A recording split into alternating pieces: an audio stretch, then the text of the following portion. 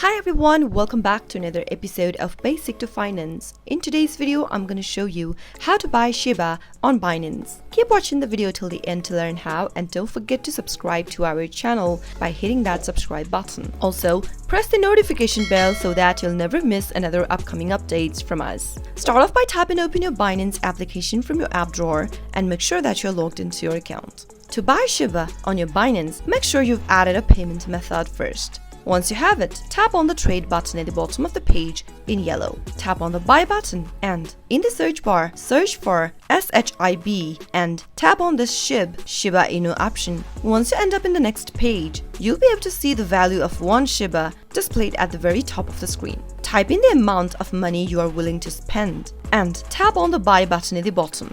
On the next page, select your payment method and tap on confirm at the bottom right, and you'll be able to buy Shiba on Binance. I hope the tutorial was helpful to you. If it was, go ahead and give us a thumbs up. I'll soon be back with more tutorial videos like this. Thank you for watching.